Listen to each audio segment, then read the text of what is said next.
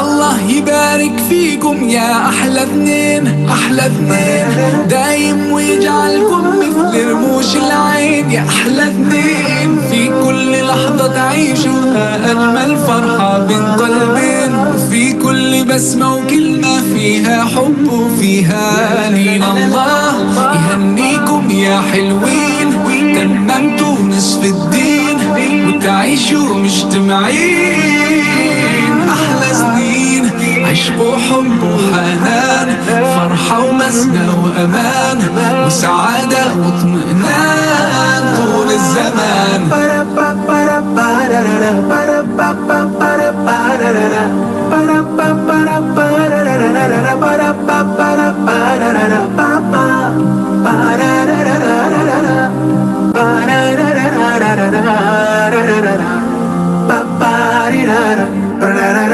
وكلمة وفا نهديها للوالدين، للوالدين، يا كم تعبتوا كم ربيتونا سنين، والله سنين. طول العمر ما ننساكم، ما ننساكم يا الغالين، يا نور فرحتنا بيكم، فرحتنا صارت ثنتين. الله يهنيكم يا حلوين، تممتوا نصف الدين وتعيشوا مجتمعين.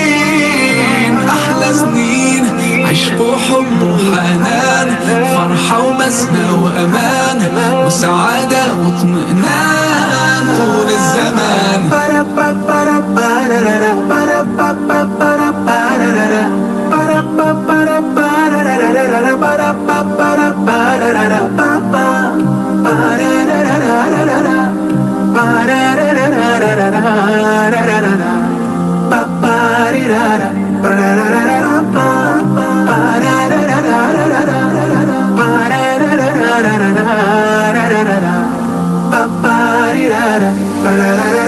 اللهم صل.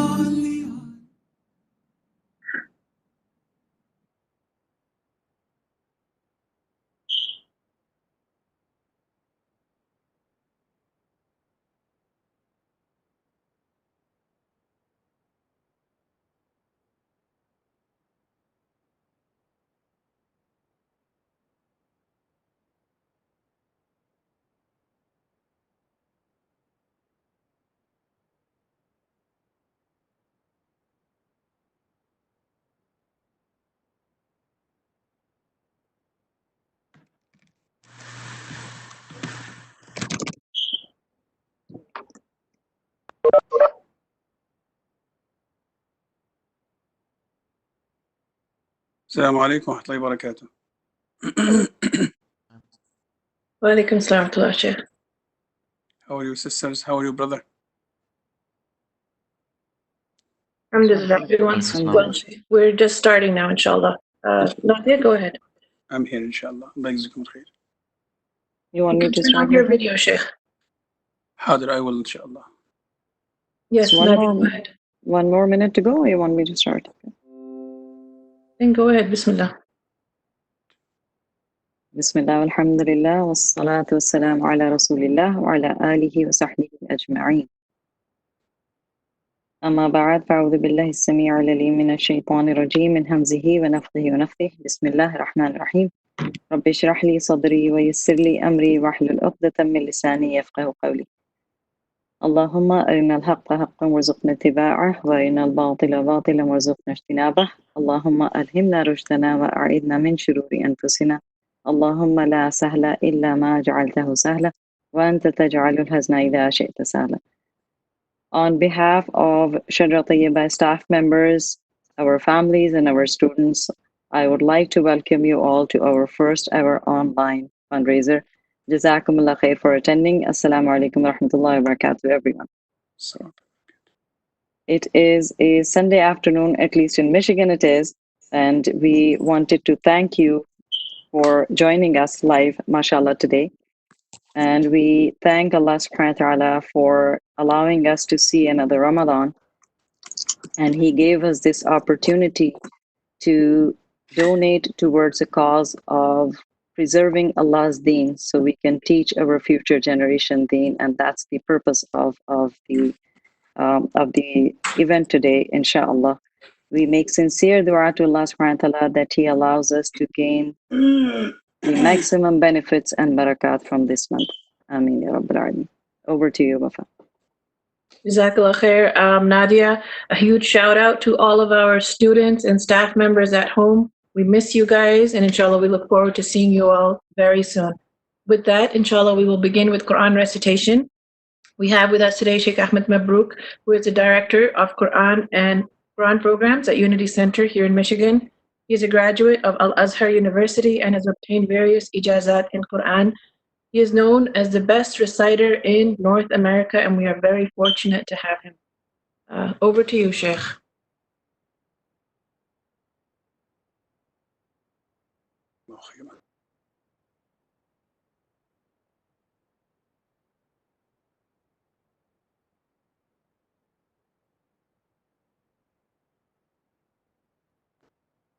Can you hear me?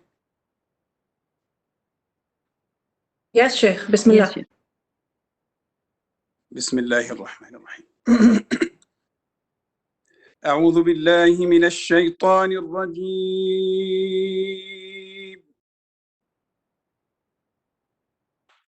بسم الله الرحمن الرحيم.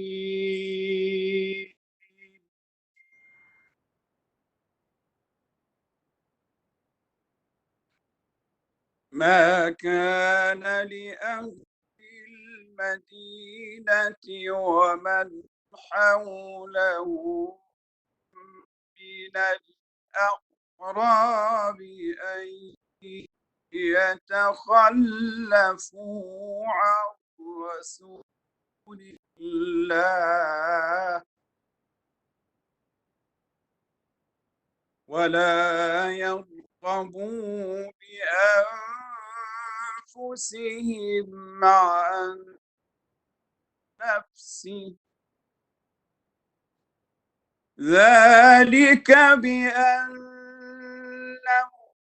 لا يصيبهم ظمأ ولا نصب ولا مخمصة في سبيل الله ولا يطؤون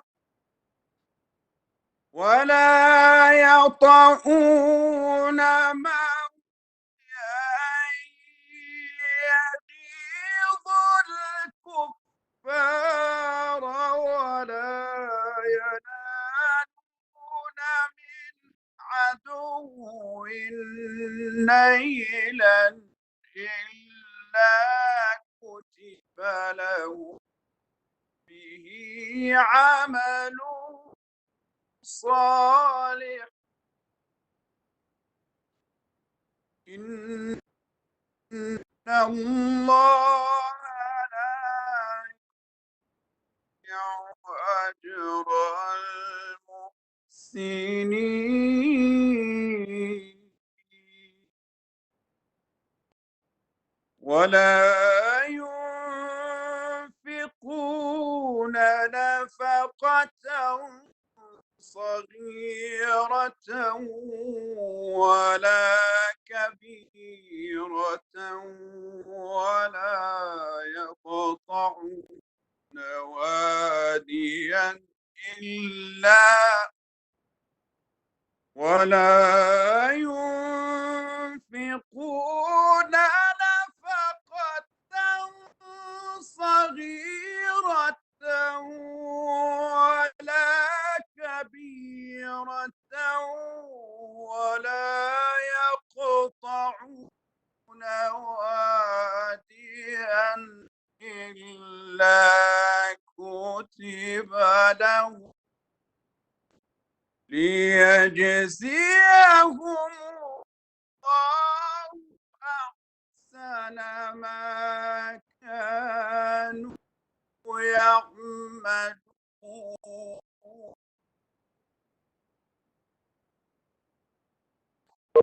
وما كان المؤمنون لينفروا كافة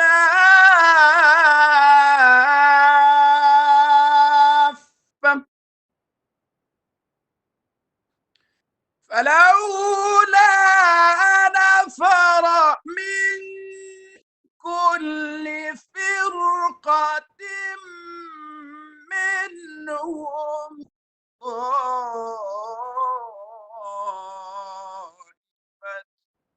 ليتفقهوا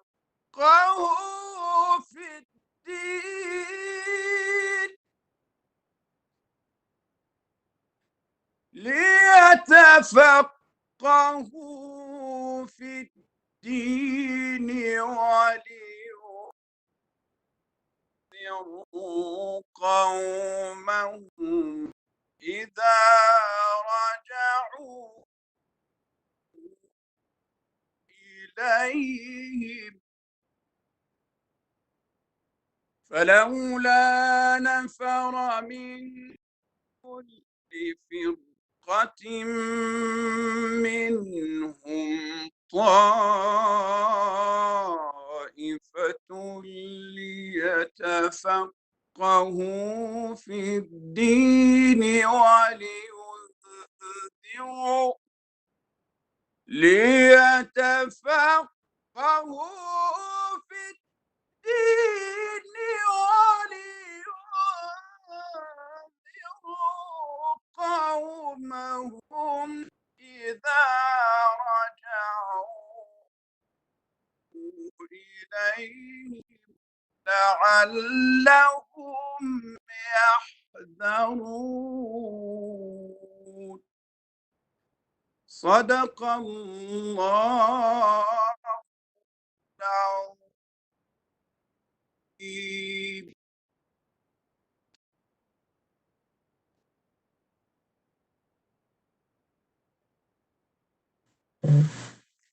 Barakallahu Fiki, Sheikh Ahmed Mabruk from Unity Center.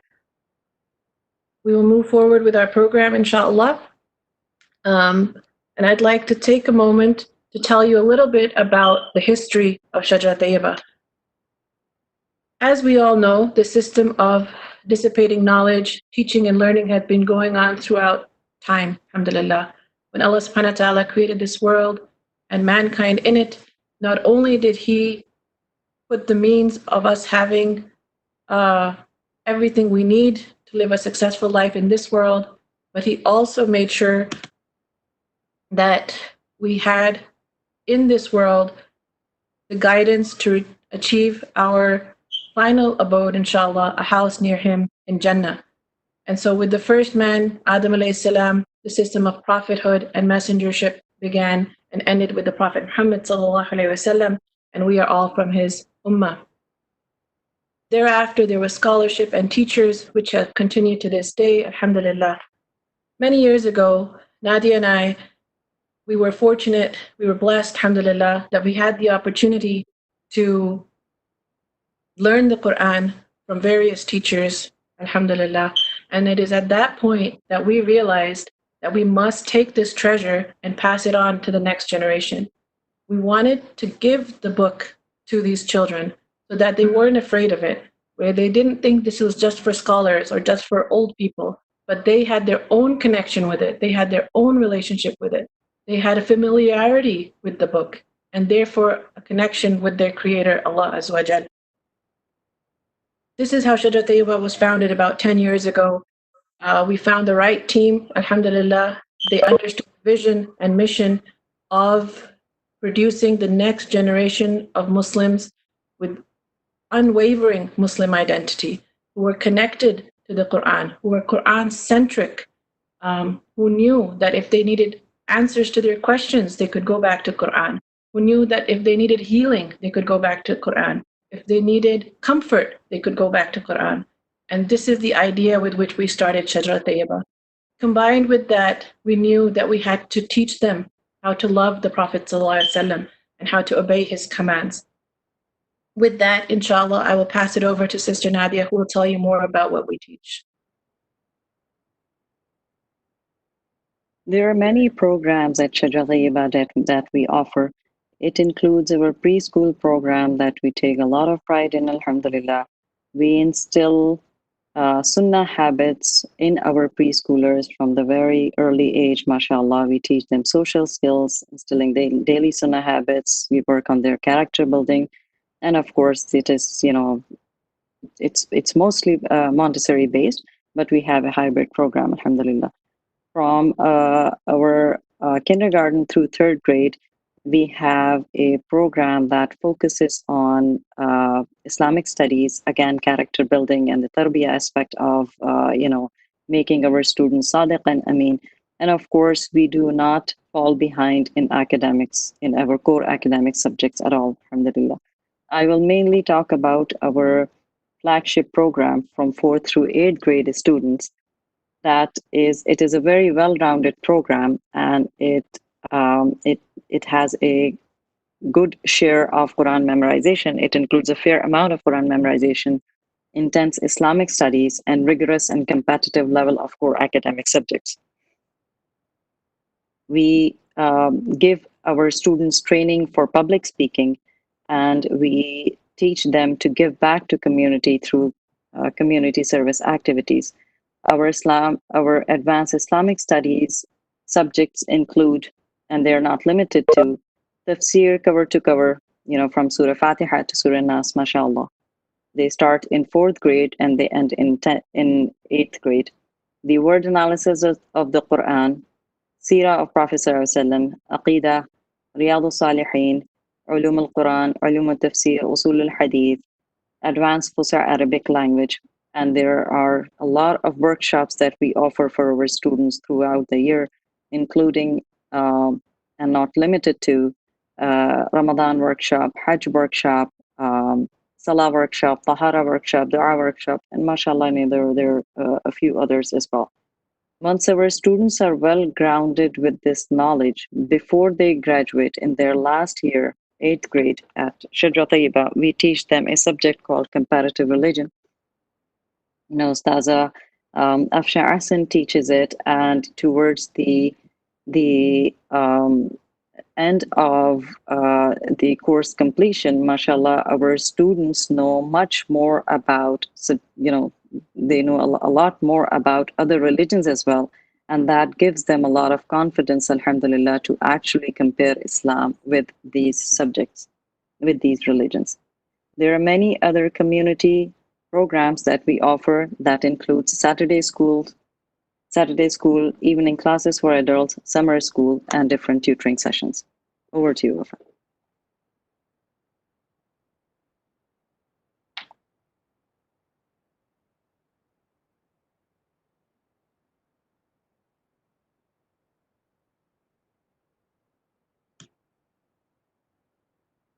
Assalamu alaikum. Jazakallah khair, Nadia, for that introduction. So we'd like to tell you a little bit about why we are here today. So due to the COVID-19 pandemic, as you all are familiar, no organization has been immune to it, including nonprofit organizations here. We are seeing a lot of families who have been hit financially due to the pandemic and are asking for scholarships. We are also seeing that many families are delaying or reconsidering their enrollment for future years because of all the uncertainty and unpredictability of how schools will have to adapt as we move forward. Having said that, we still have our overheads to pay. Even though the building is not currently being used, we still have payroll to meet, we still have utilities to pay for, and we would like to be able to offer scholarships to as many of these families as possible, more now than ever before. We have left no stone unturned to be able to give these students what they need to be successful, strong Muslims. After Allah's mercy, we rely on your support to be able to continue doing what it is that we are doing. Jazakallah khair. Back to you, Nadia.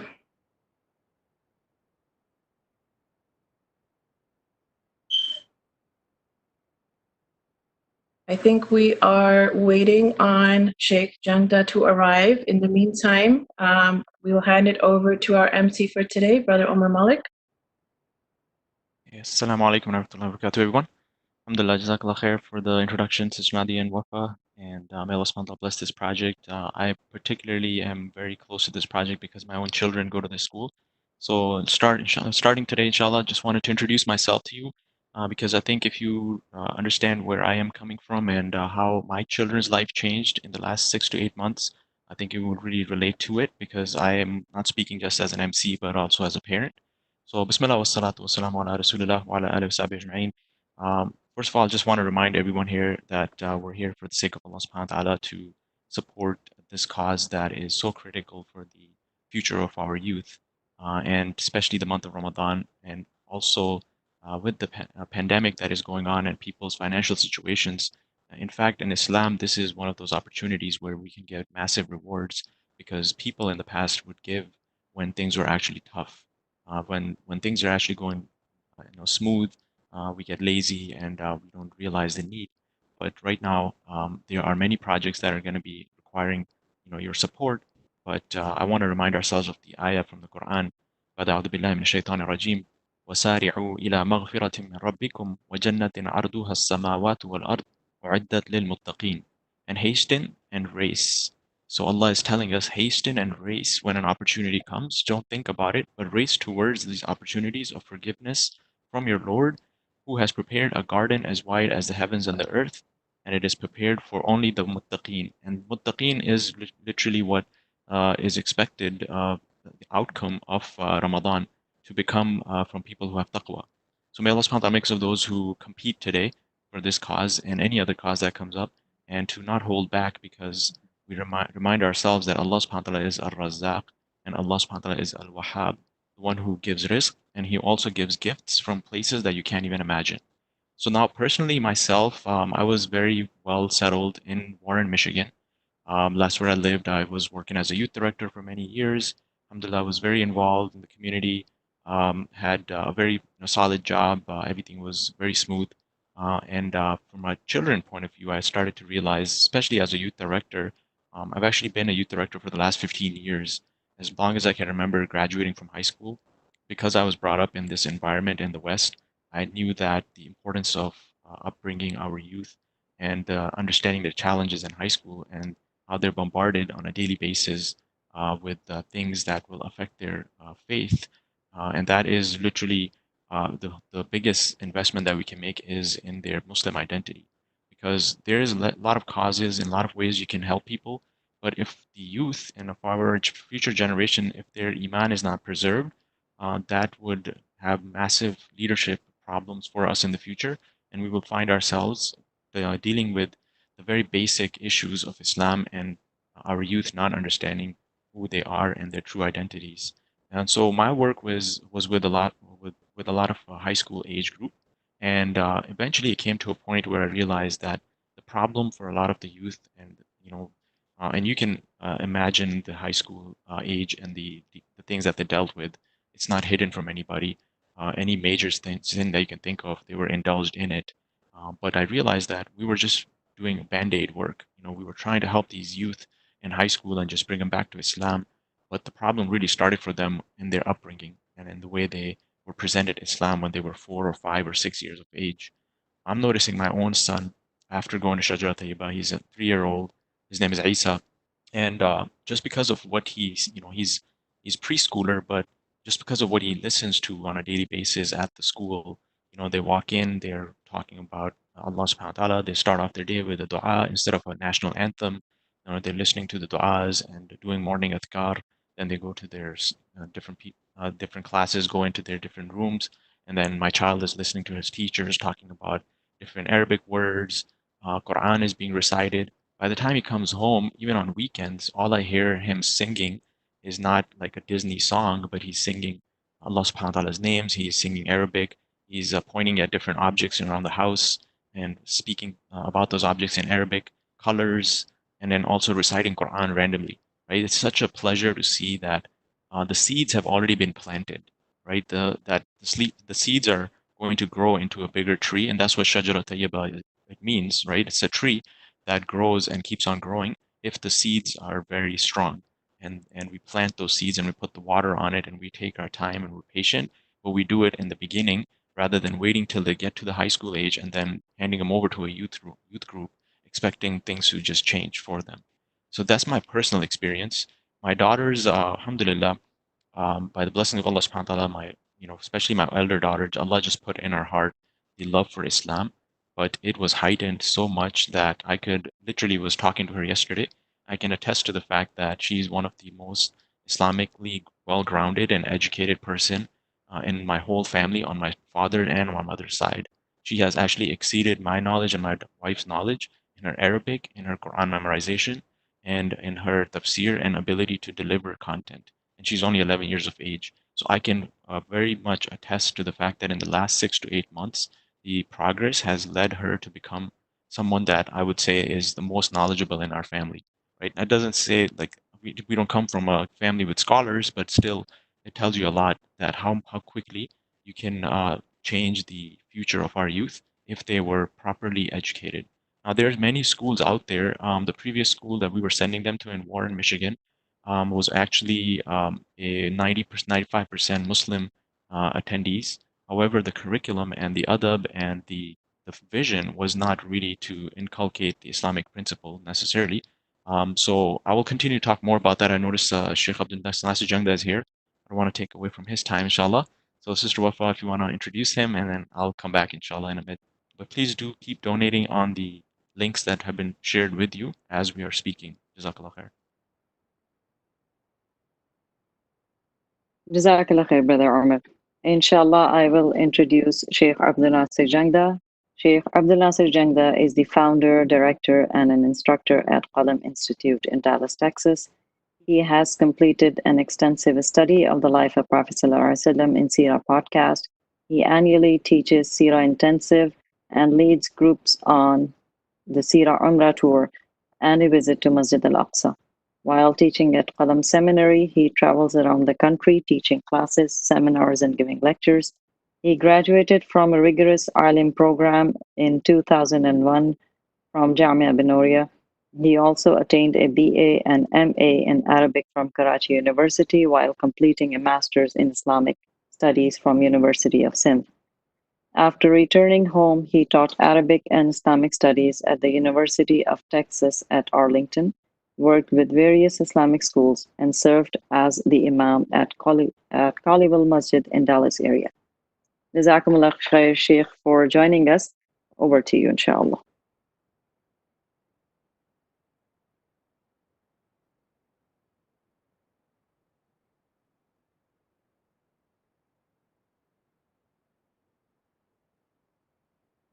Ramadan is such a beautiful time because every single day and every single night and every single hour and every single minute is such a profound source of blessing from Allah subhanahu wa ta'ala. So alhamdulillah, it's a blessing that we find ourselves in this time of the month of Ramadan. Now, Sister Nadia was kind of reading out, unfortunately, the bio. And as I kind of came into the session, I heard Brother Omar talking about, some of the local schools and options and things like that.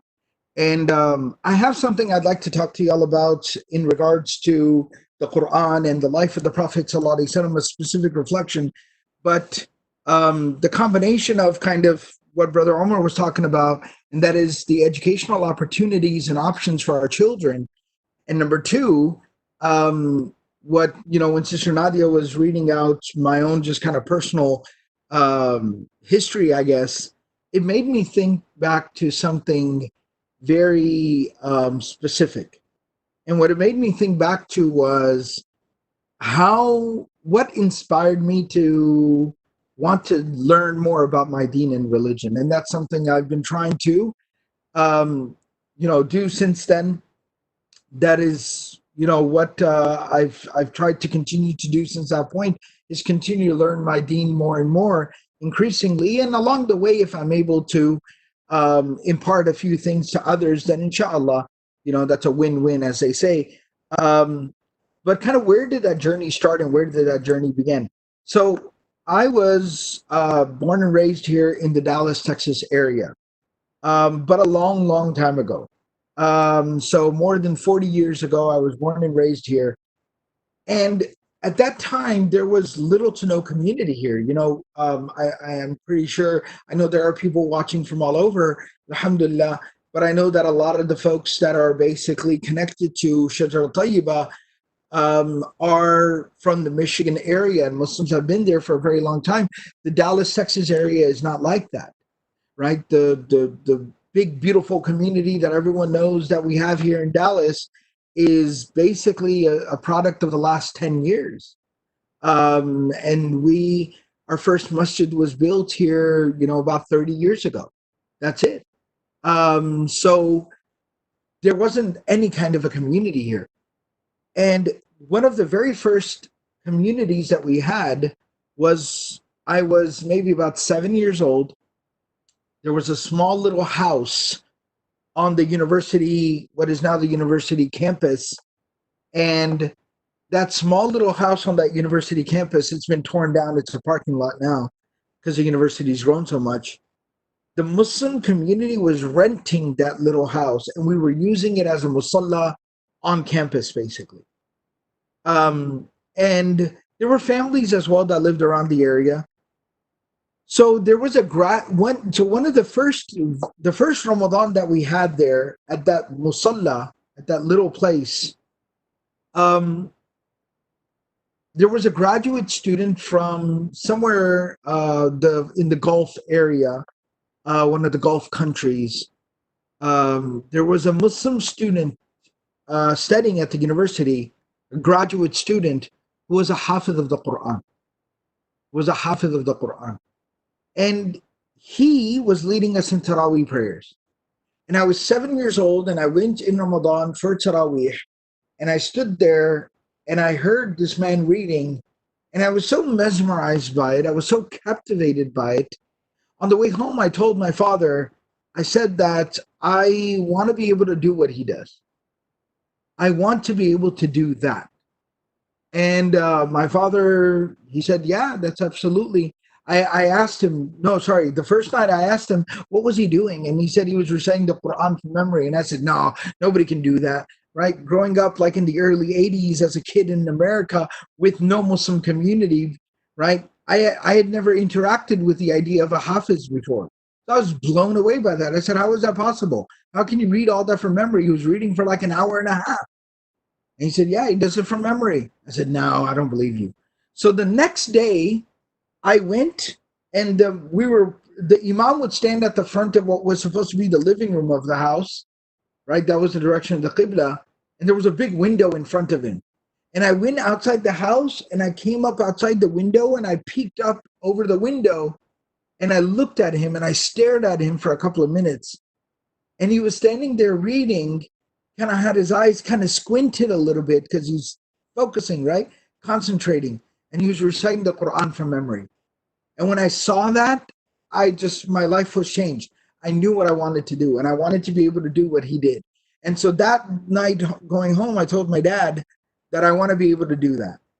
And he said, sure. But there were no opportunities here. There was no Hifz program. There was no Hifz school, let alone a full-time dedicated school that incorporates the memorization of the Quran. Unfathomable. It didn't exist.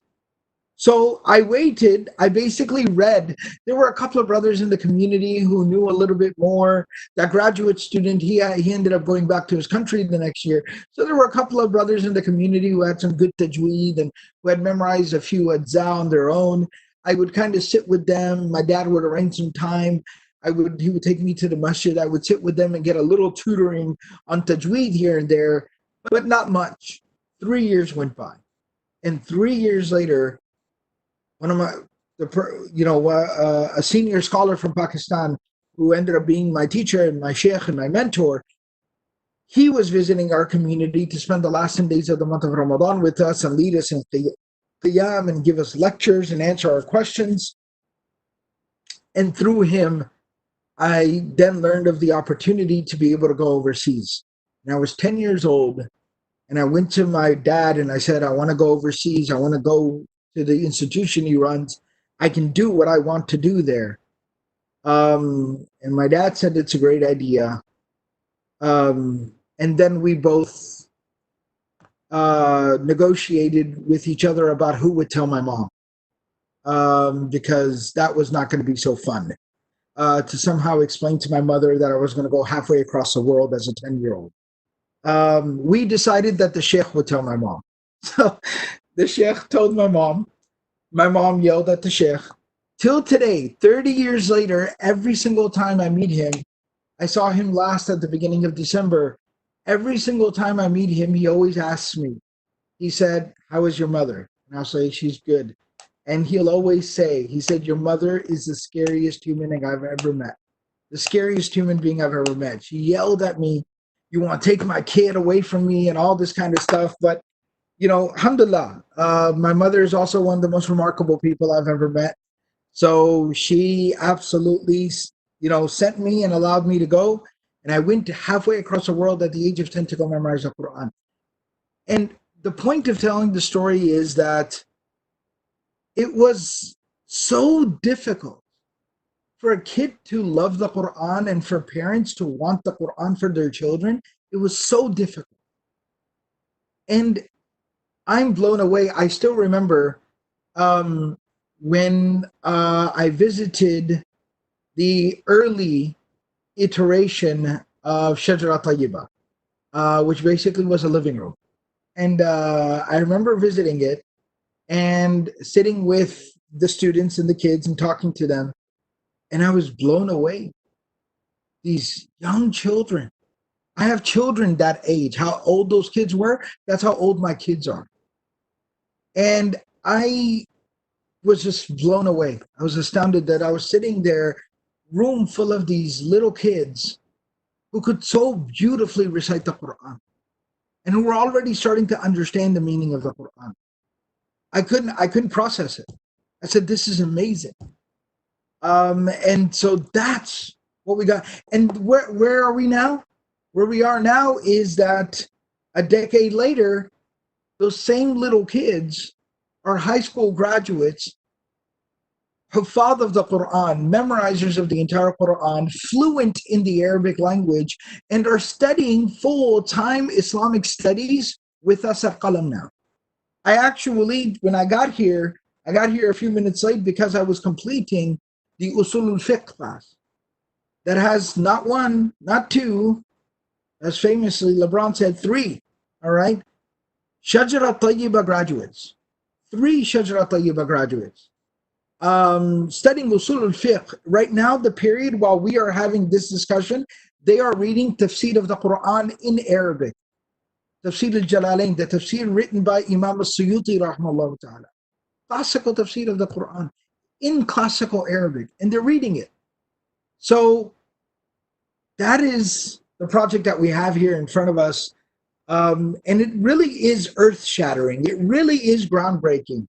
You know, the folks who, you know, work on the project day in and day out, who have dedicated their lives to this work, they're going to be humble. They're going to say, you know, we're trying hard and we're doing our best and we're working for the Deen and may Allah accept. And of course, we say, you know, we agree with all of that, and we say Ameen to all the du'as. But I'm going to tell you as an outsider, I'm going to tell you as somebody who's seen the work up close and personal, as a well-wisher of the work, this is earth-shattering. This is earth-shattering. Like, if this option, I have a 12-year-old and a 10-year-old. If this option existed within like an hour and a half of a driving distance of where I live, I would drive there every day and drop off my kids and pick up my kids. And that, I am not exaggerating. I am not exaggerating. And so that is, mashallah, how I see what the work, I see the quality and the value of the work that's going on. Islamic education is the work of my life. That's what I've dedicated my life to. And so sometimes, and I take a lot of pride in the work that we do here at Qalam. But sometimes as I travel around the country, I come across some kind of educational work that is going on that really, really, it just blows me away. It impresses me and it inspires me, and I admire the work that is being done. And Shajara Tayyiba is one of those kind of places where it inspires me. So I ask every single person to donate. I ask each and every single person to donate, and to donate generously. Whoever is watching, whoever is listening, whoever is on the call, um, donate right now. Don't wait. It's the month of Ramadan. This is the ultimate sadaqah jariyah. These are young people that are being taught the deen and being molded into these super capable, productive, talented human beings that are basically going to go forward and dedicate the rest of their life to the deen and to the furthering of Islam. And that is the ultimate sadaqah jariyah. It's the ultimate sadaqah jariyah. Right? Think about, again, I hesitate because I am not someone who should be looked to as an example. I'm still trying to figure things out for myself. But if I'm able to help a few people, if a few people here and there are able to benefit from some of the work that I do, think about the people who facilitated that. I'll give you a better example. I'll give you the ultimate example. One of my teachers explained to us one time that when the hadith of the Prophet sallallahu alaihi wasallam, إِذَا مَاتَ إِبْنُ آدَمَ إِنْقَطَعَ عَمَلُهُ إِلَّا مِنْ ثَلَاثٍ, that when a person dies, their deeds are over except for three things. That, and then the Prophet sallallahu alaihi wasallam gives the three categories: sadaqatun jariyah, perpetual charity, amalun yuntafa bihi, ilmun yuntafa bihi, knowledge that continues to benefit, wa waladun salihun yad'u lahu, and a pious righteous child that continues to pray for the person. He said that the book of deeds of Abu Bakr as-Siddiq radiyallahu ta'ala anhu is open till today. The book of deeds of Abu Bakr as-Siddiq radiyallahu ta'ala anhu is open till today. Because the Prophet ﷺ came and gave him the message, and Abu Bakr radiallahu ta'ala anhu went out there and brought 7 people in the next 2 days to become Muslim. Those 7 people went on to be some of the most senior companions. People of the caliber of Uthman bin Affan were amongst his recruits. They go out there, they recruit hundreds and thousands more. They affect the lives of hundreds of thousands and millions of people, who then affect other people, who then impact other people, who then impact other people. And it's a chain reaction that continues until today. And the last thing, because I definitely do not want to hold up someone who is much more knowledgeable and senior than me and somebody I look up to a lot, I would love for y'all to hear from, inshallah, the next guest. But one last thing I do need to mention, I would like to address for everyone, once again, all the well-wishers, all the families of students, all the supporters, all the people listening and watching, there's a question that some might have. We are in the middle of a crisis. We are struggling with a pandemic.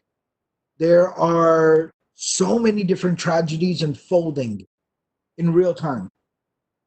And someone may say that somebody could say that it's frivolous to fundraise for a school, right? Someone may say, I'll be very straightforward, all right?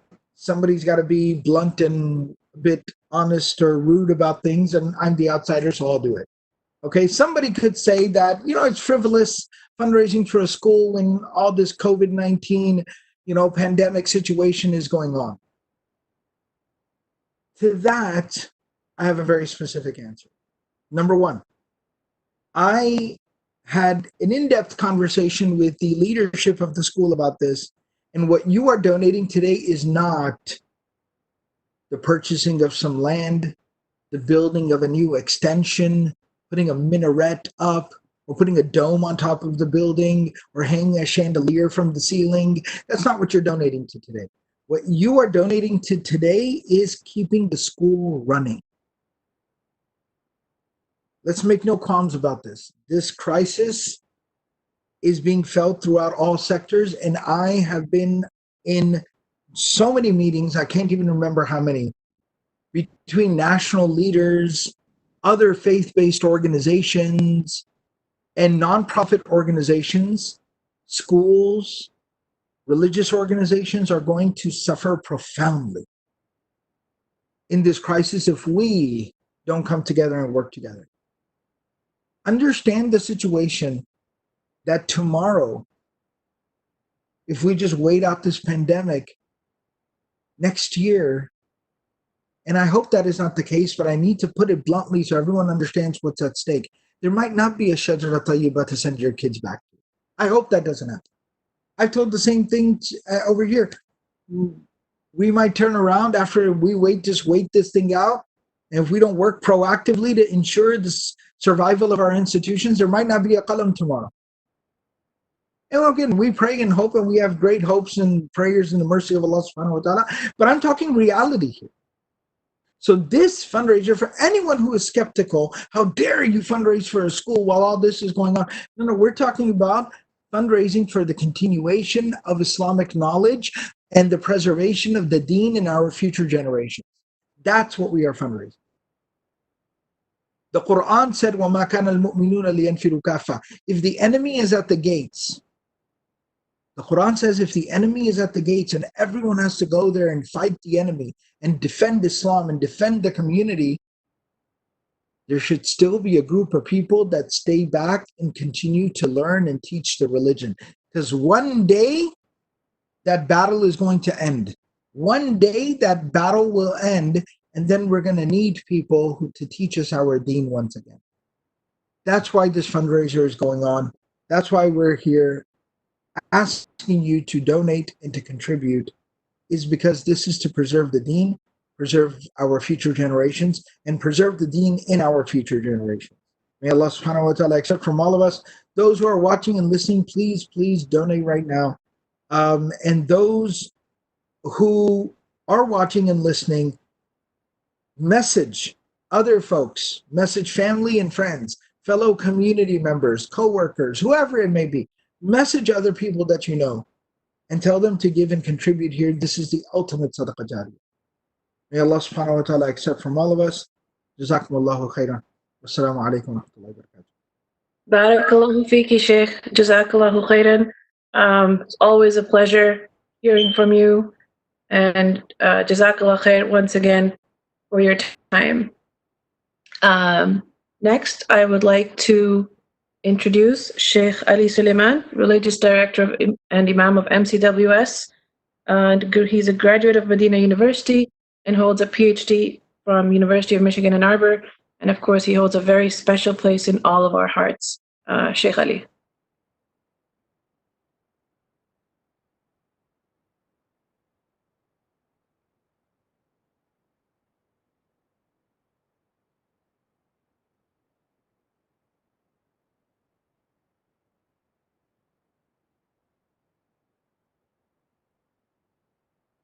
Sheikh Ali, I think your microphone is muted. If you could unmute it for us, please.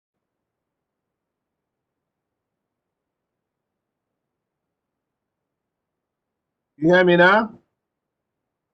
Naam? Yes, Sheikh. Jazakallah khair. Assalamu alaikum. Walaikum salam. My brothers and sisters in Islam, it is needless to say that we're in the month of Ramadan. We know what is Ramadan, the blessings that Ramadan brings to us all the time.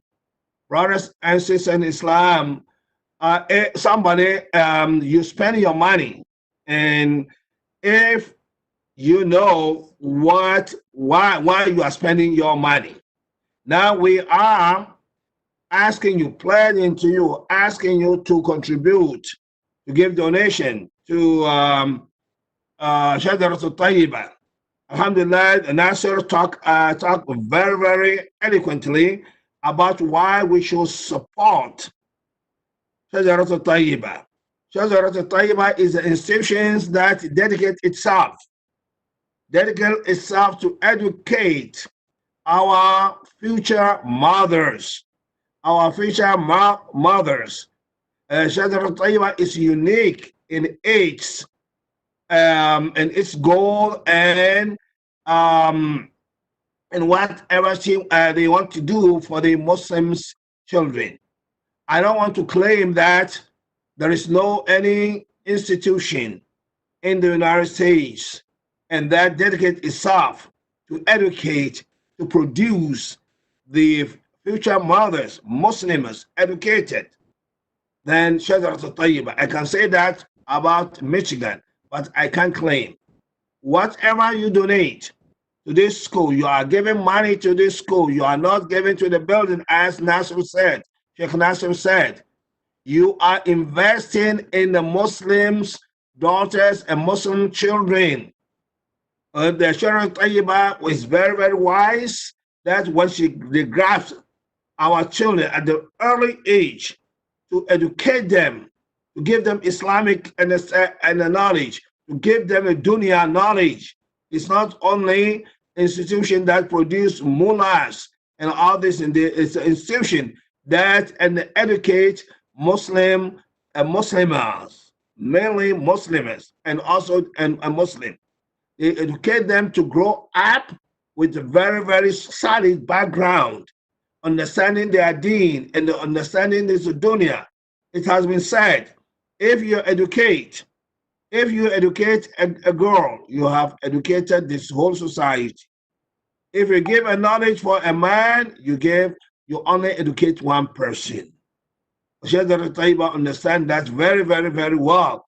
That's why they are dedicate themselves to teach, to help our children to grow up, understanding this deen, so that when they became mothers, when they became wives, they became fathers, they know how to bring up these and children to carry out the legacy of our Rasulullah sallallahu alayhi wasallam. So it is very, very, very important, my brothers and sisters in Islam, in this month of Ramadan, in this very difficult time, to support our and Shajarat al-Tayyiba.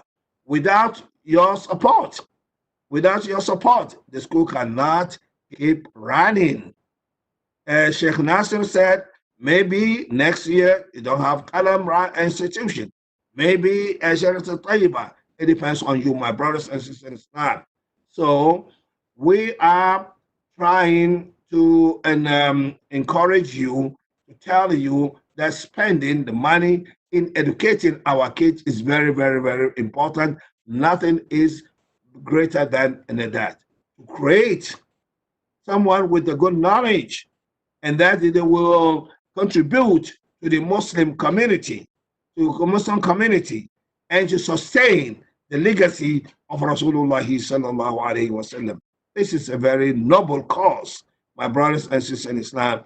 Please, trying to help Shajarat al-Tayyiba. Don't be afraid that they are teaching the kids at the early age. They teach them Quran, they teach them Arabic, they teach them Nahawu, they teach them. When I went there, sometimes ago, I was surprised, kind of the knowledge these children at this age they learn. I was really, really shocked, and I was very, very surprised. So I encourage our community, please trying to and help to donate generously, and Allah subhanahu wa ta'ala will reward you abundantly.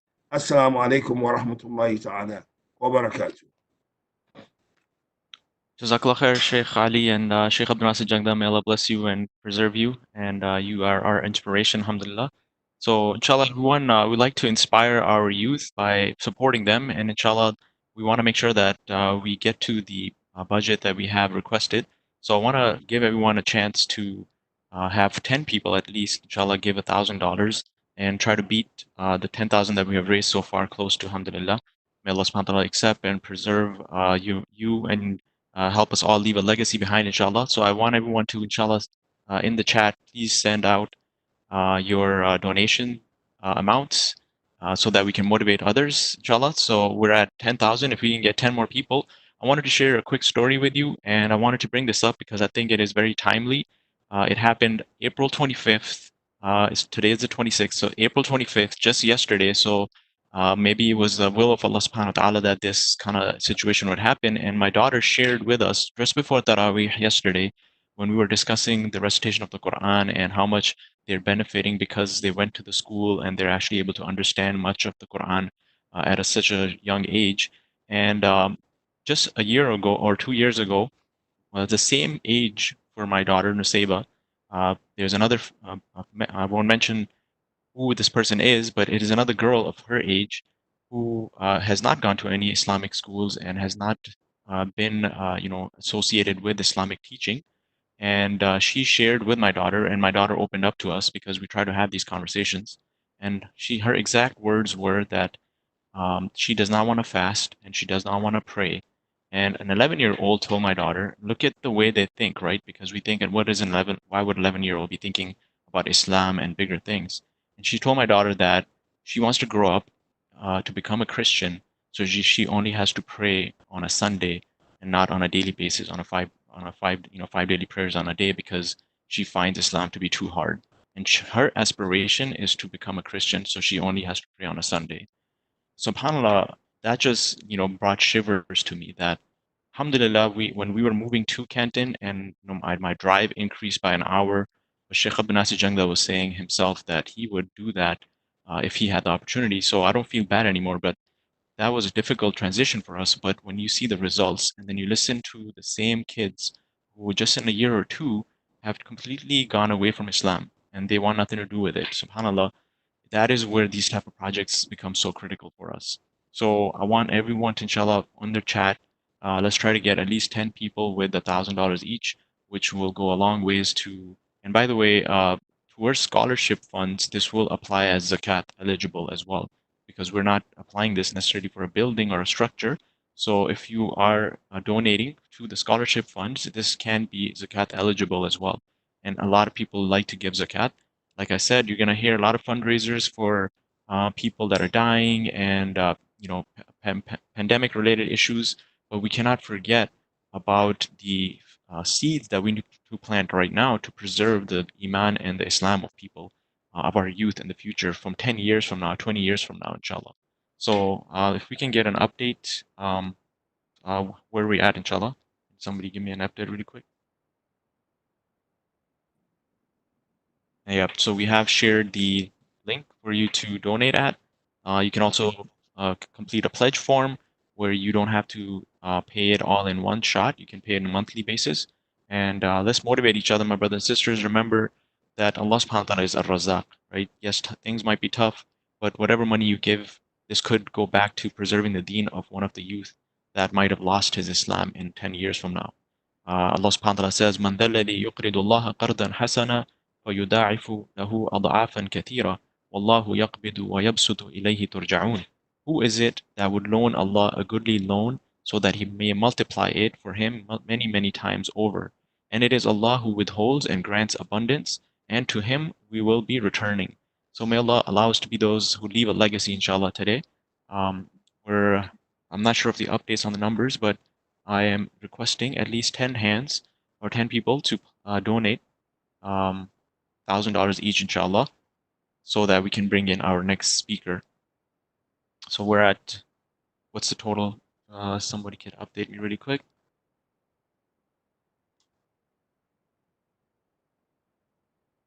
So alhamdulillah, we're reaching above 10,000 right now. So I'll request and urge again, everyone, please use the links. Unfortunately, we're in a situation where we're all online, so I can't tell who's listening and who's donating, but hopefully Allah subhanahu wa ta'ala has opened up our hearts to understand the need of this amazing school, and we will continue to support them, inshallah. If our next speaker is ready, Sister Wafa, we can continue.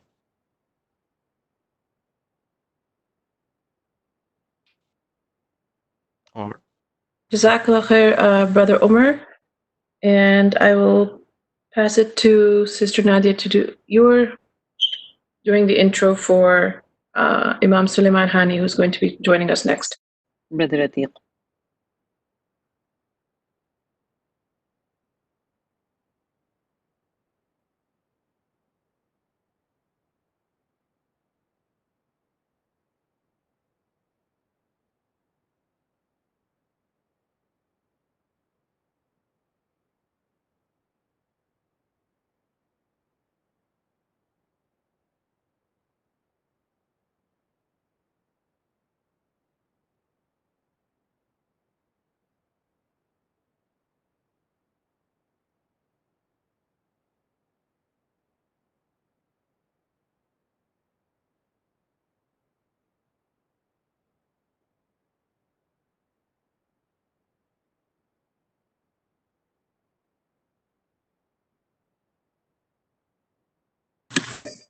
Okay, I'm just going to step in here for a moment, Brother Atik.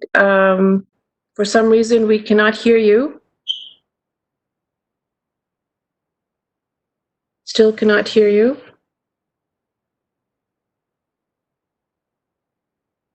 I'm not sure what's going on with this microphone. Brother Atik is our board member and longtime parent, and there seems to be some audio issues. Inshallah, we'll go ahead and introduce Imam Suleiman Hani, who will be our next speaker. Imam Suleiman Hani is the Director of Academic Affairs at Al-Maghrib Institute, a research scholar for Yaqeen Institute, and a resident scholar in Michigan. At the age of 14, Imam Suleiman completed a 10-month Quran memorization program and began his intensive studies under numerous scholars, earning dozens of traditional religious certifications in the process. He later earned a master's degree from University of Jordan College of Sharia, ranking first in his class, and a master's degree from Harvard University, where he focused on religious studies, philosophy of religion, political science, and psychology. Over the past decade, he has served as imam and community leader in Michigan, lectured in dozens of countries, published a number of books and articles, and he was featured on the largest Islamic TV stations worldwide. His recent hobbies include mixed martial arts, archery, and skydiving. Over to you, Imam Suleiman. جزاكم الله خيرا. بسم الله الحمد لله والصلاة والسلام على رسول الله وعلى آله وصحبه ومن والاه. السلام عليكم ورحمة الله.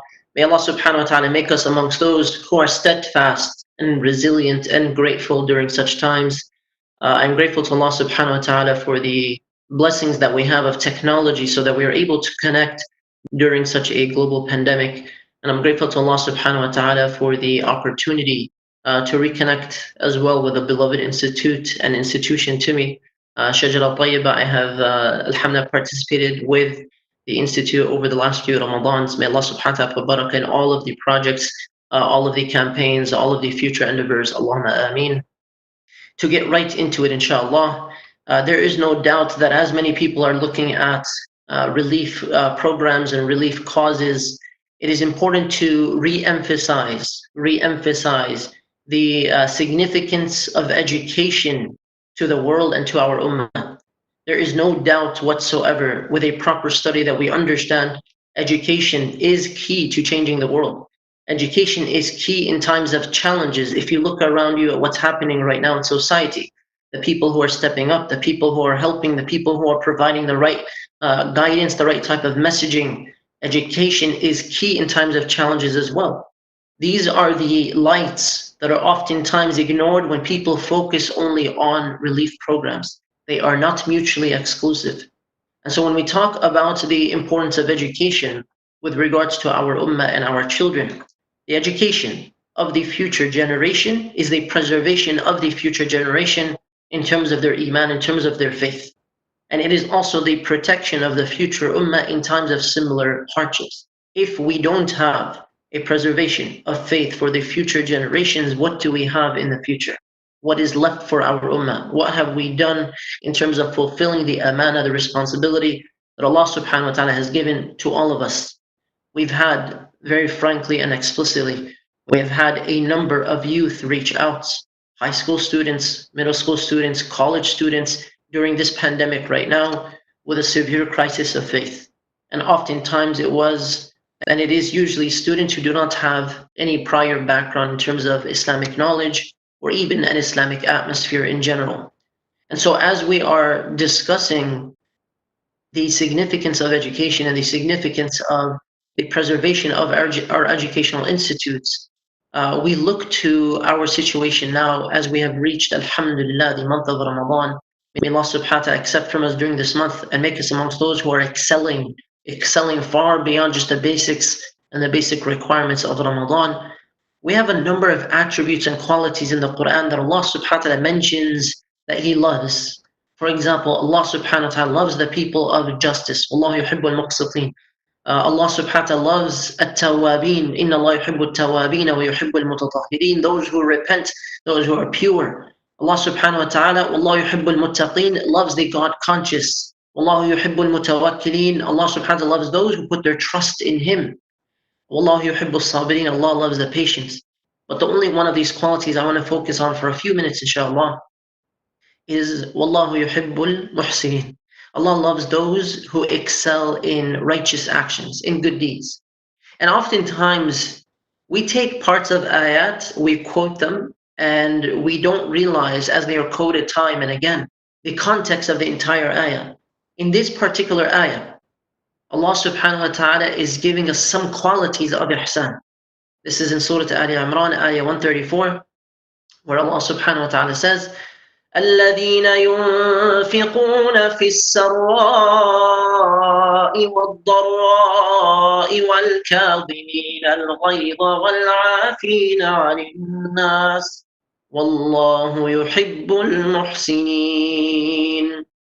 Those who spend for the sake of Allah during times of ease and times of hardship, and those who restrain their anger and who pardon the people, they forgive others. Wallahu yuhibbul muhsinin. There are 4 qualities here, 4 qualities that allow us to earn more of the love of Allah subhanahu wa ta'ala in terms of ihsan.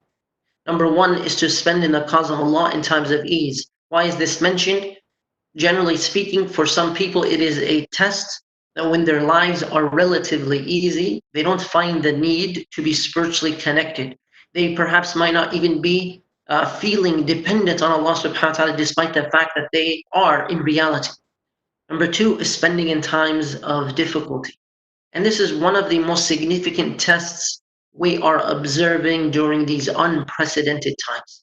And there is no doubt that what we are experiencing today is a once-in-a-lifetime experience. Meaning what we are seeing around the world today with this global pandemic, it is unprecedented. Think about this, my brothers and sisters. Opportunities for ajr, for reward, for khair, for goodness, for people to shine, increase in challenging times. And as we are living now during this unprecedented era, this COVID era, and Allah blessed us to make it to Ramadan. Allah subhanahu wa ta'ala blessed us in so many different ways. We will see people stepping up to the plate in different ways, and other people using the pandemic to justify, even when it might not be justified, a lack of ihsan. May Allah protect us. May Allah guide us. May Allah make us steadfast. Those who spend in times of ease, and those who spend in times of difficulty, as well as those who restrain their anger, meaning when you become angry, you hold it back, you react in the proper way, you channel it correctly. The Prophet ﷺ said to one of the companions, do not become angry and Jannah will be yours, paradise will be yours, as is reported by At-Tabarani. And number 4 is to pardon people, to forgive people by overlooking their mistakes and their faults. In short, you can become angry, and this is one type of good deed, to restrain it. You become angry, you restrain it, but then the next level beyond that is to pardon and to forgive people. To pardon and to forgive people. To pardon and to forgive people. May Allah subhanahu wa ta'ala make us amongst those who are al-kadhimin al-ghayz, as well as those who are categorized as wal-afina 'anil nas, pardoning other people, especially during this blessed month. All of these 4 qualities are mentioned in this ayah, and then Allah subhanahu wa ta'ala says, Wallahu yuhibbul muhsinin. Allah loves those who excel in righteousness, those who do good deeds, those who are pious. And we ask Allah subhanahu wa ta'ala to make us amongst those who are reflecting on His signs even more during these challenging times.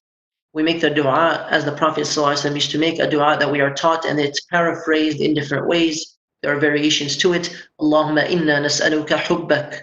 Oh Allah, we ask you for your love. وَحُبَّ مَنْ يُحِبُّكَ, and the love of those whom you love. وَحُبَّ عَمَلٍ يُقَرِّبُنَا إِلَى حُبِّكَ, and the love of the actions which will bring us closer to your love. My brothers and sisters, as it is the month of Ramadan, and Allah blessed us all to make it to this month, many people around us, as we know, did not make it. We all know that the rewards are magnified and increased during this month. And the believer seeks all opportunities to do good wherever they are and whatever their circumstances. Consider today this opportunity to do good, this opportunity to be amongst al-muhsinin, by giving a portion of what Allah subhanahu wa ta'ala loaned you, especially in times of difficulty, and being able to say on the Day of Judgment, Ya Allah, I am categorized amongst those that you mention in this ayah. الَّذِينَ يُنْفِقُونَ فِي السَّرَّاءِ وَالضَّرَّاءِ. Ya Allah, when it was a difficult time, when it was challenging times, when people are holding back even more and thinking 2, 3, 5 years down the road, Ya Allah, I still supported the important causes so that the ummah would flourish. if there is a future repetition of such challenging times and we don't have strong believing Muslims to step up to the plate, then who will we have to preserve the faith of our ummah? In other words, part of the solution for our future ummah, if such a difficulty arises or other difficulties arise, is to have strong, grounded believers. And I fully support and I fully endorse the curriculum that Shajara Tayyiba has been facilitating for our community for many years. May Allah preserve them and bless them. And I am not just saying this for the sake of saying this, for the sake of sounding nice. I have not said this about any other Islamic school, and Allah is my witness about that.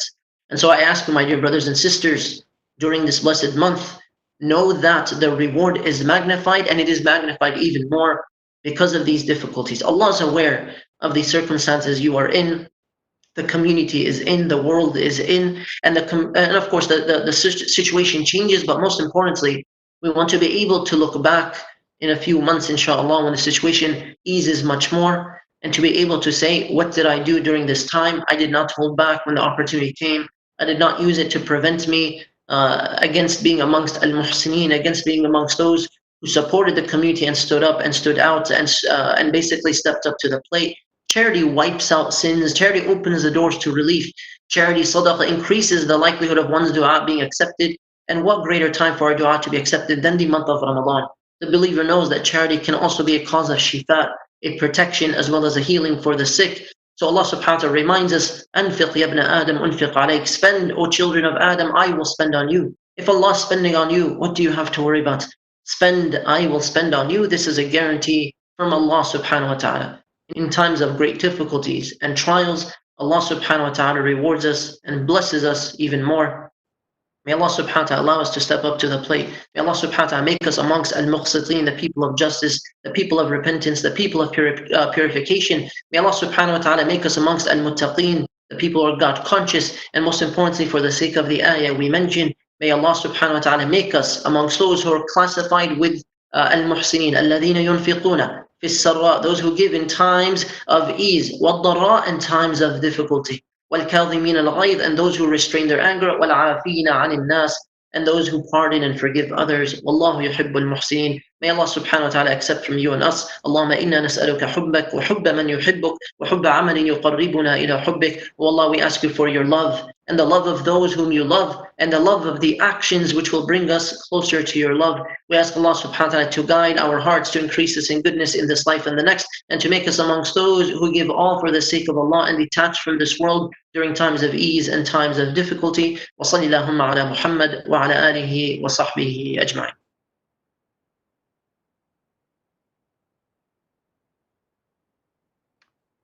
جزاك الله خير شيخ.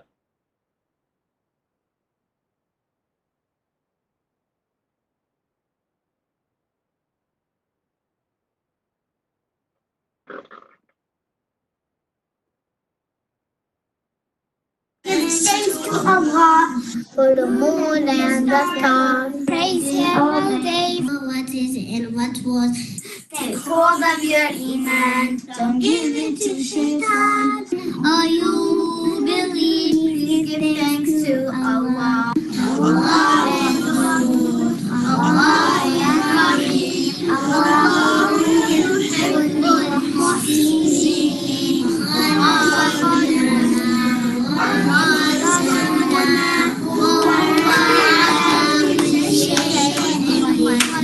Allah is Ghafur, Allah is Rahim, Allah is the one who loves the Muhsinin. He is the creator, He is the sustainer, and He is the one who has power of all. Give thanks to Allah for the moon and the stars. Praise Him all day for what is and what was. Hold of your mind. Give it to shaitan. Oh, who believe in, give thanks to Allah. Allah Ghafur, Allah Rahim, Allah yuhibbul muhsinin. Allah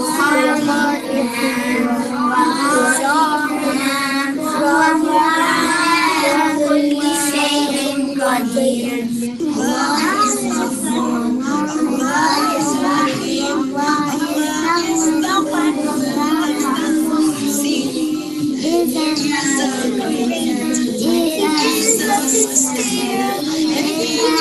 Allah bless our Lord.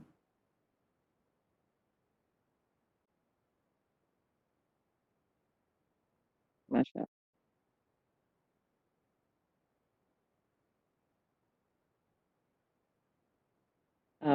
Brother Atiq, we still cannot hear Brother Atiq.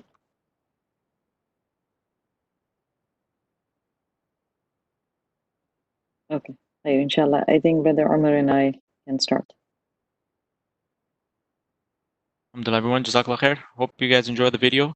And mashallah, my last ask was to raise another 10,000, inshallah, with 10 of us giving $1,000 each. Alhamdulillah, we're reaching that goal.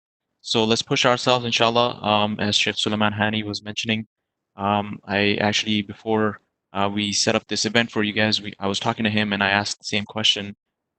People are asking in this pandemic, when you are going through death and a lot of people losing their jobs and situations of that sort, people might say, why are you donating to an to Islamic school when there's other needs? And the answer is, once again, that we need to preserve the future. We need to think about 10 years from now and the Islamic identity of these youth. So Islamic causes like this is what's going to protect us from big issues that we were already facing before the pandemic, such as atheism. I personally, I'm talking to different non-Muslims, and they find comfort in the message of Islam because when we're going through these pandemics and tests, we have a faith that keeps us strong, and it teaches us that whatever difficulty we go through, if we're patient about it and if we persevere through it, that the rewards are unimaginable in the highest levels of Jannah. May Allah make us of those. I mean. So don't think about where your money is going as because it is going in the right hands. And I can attest to it. Like I said, three of my children, I can say it's been a life changing experience. Sheikh Abdul Nasir Jangda used the word earth shattering. For me, it was definitely a life-changing experience because I felt it yesterday as we were doing Taraweeh, and we are trying to do one juz in the Taraweeh together as a family. And my daughter, the 8-year-old who did not used to wear a hijab 6 months ago, who did not used to recite the Quran with that kind of enthusiasm, she was tired after 2 rakas, but she stuck all throughout the 8 rakas and got it done and did not make an excuse. Even though you could tell that there was, she was experiencing pain and she was not comfortable, but she pushed through it because she sees other kids, other youth of her age doing the same thing, and the mentality has changed completely. Islam is not just something that she studies because it's a checkbox or a requirement that she has to fulfill, but she actually enjoys it. And one of the things that's really dear to me, which recently happened with the same daughter, was that she went through some very severe anxiety attacks. And we would maybe put on the TV in regular situations, put some kind of cartoon, get her distracted, and she would say, "Turn everything off. I just want to listen to the Quran." And after 4 days, she herself, struggled through it because of the pandemic. And as soon as the Shajara Tayyiba school came back up, because they were going through already a lockdown, and on top of that, there was a spring break that was happening. As soon as spring break ended, she was back to normal. A lot of her issues went away, and she now genuinely wants to listen to Quran to solve her situation. When you see something like that at an age of eight, I can only imagine what they can accomplish when they end up in high schools. These kids will be giving dawah with a lot of confidence. One of the things that Shajra Tayyiba does is they used to get the fathers to come on every Thursday to make sure that the daughters are presenting to their fathers. I have not seen something like that ever before because mothers a lot of time naturally with the way Allah subhanahu wa ta'ala has created them, they'll be there. But fathers busy with work and whatnot are not able to make that sacrifice, and sometimes it's just an excuse. And so I force myself. The school forced me to come and listen to my children on every Thursday of a month to see what they are learning and presenting. And I could naturally see the progression in 6 months, where I've seen one of my daughters, Nuseba, going up to non-Muslims and giving dawah with a lot of confidence and proud of her religion. And she wears hijab with pride and loves Islam because of that. And so to me, that's worth every single penny, because any other kind of amount that you give to people, if it's not benefiting their deen and their future connection with Allah subhanahu wa ta'ala, then we're not really solving the bigger problem. I'll end with this story. One of my friends, he's a convert. He went to Africa, and he saw a child by the name of Omar, with a cross on his neck, and he asked him, your name's Omar. What's the cross for? And he said that they feed me, and in return, I wear this. Right. So many people are feeding, and they are going to help, but are we going to be able to preserve the deen of our children? Right? And there's going to be other non-Muslim organizations as well that are going to help with the pandemic situation. But for us right now is also to think about the question, how will we preserve the faith of our children in the future as things get tougher?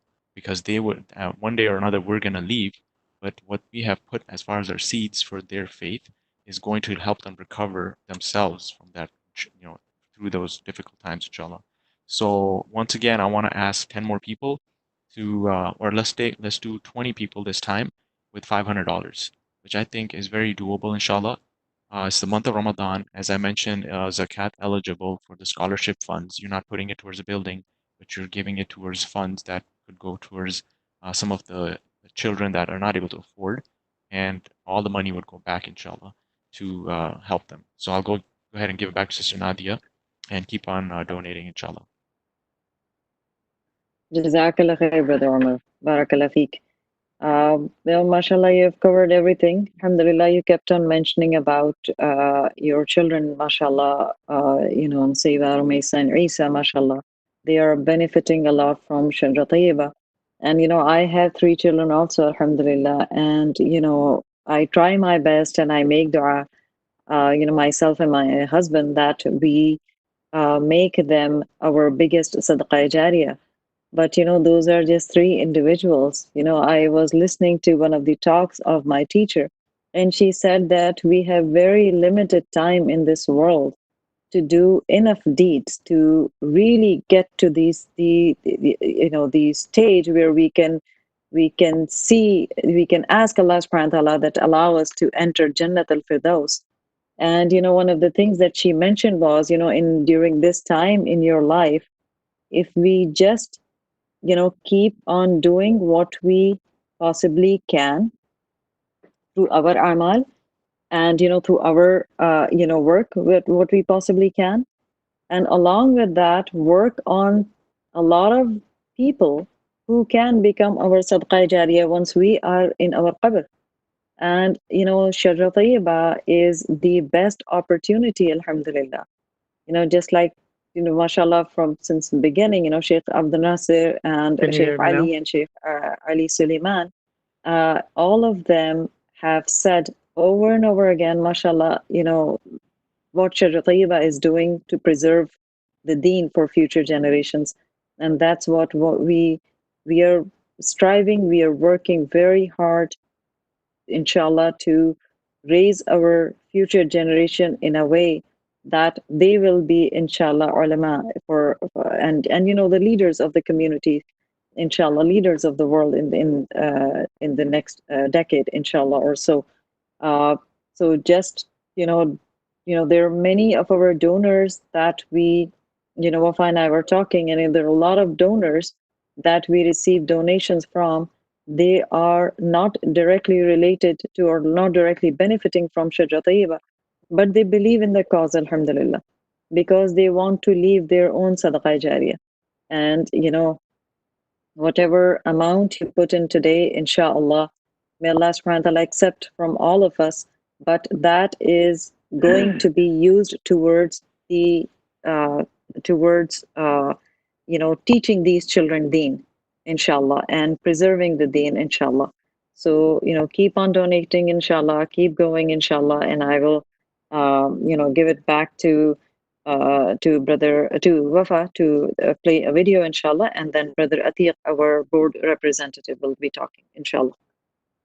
Over to Can you you, guys hear Wafa. me now clear? I have done a couple of things different. Yes, Brother Atiq, we can hear you. Alhamdulillah. Okay, good. Okay. Go ahead, Brother Atiq. We would like to hear from you first, inshallah. Okay, my name is Atiq Sheikh, and I've been involved with Shajra Tayyiba for the past 5 years. And I was trying to give an example of what Brother Suleiman Hani said. but I could not because there were some audio issues. So I remember this. I'll very briefly tell you about this. I remember this very, very strongly last year when Suleiman Hani was doing a fundraising. He explained a story where a person was afraid to give, but then he eventually gave. And whatever he gave, within the year's time, he received all of it back to him. And Suleiman Hani was explaining how this brother said, this is only because of my giving that Allah subhanahu wa ta'ala put more barakah in what I was spending, and he received everything back. So at that point of time, I was just thinking that these people talk about such things, and I don't hardly see someone personally who has actually been experienced doing that. Or it never happened to me that I gave and I received more than what I gave. And that's my short-sightedness. Allah subhanahu wa ta'ala does give more than what we give back to him. 2 weeks ago, I'm an ICU nurse. I work as an ICU nurse at a hospital. 2 weeks ago, a patient of mine died. And the way he died and the way this cremation and all that, it was very, very difficult for us as professionals and for the family to go through that. The person died and he's laying in his bed, and no one's allowed to come in. Family's not allowed to come in. The family calls in. We allowed 2 people to come in.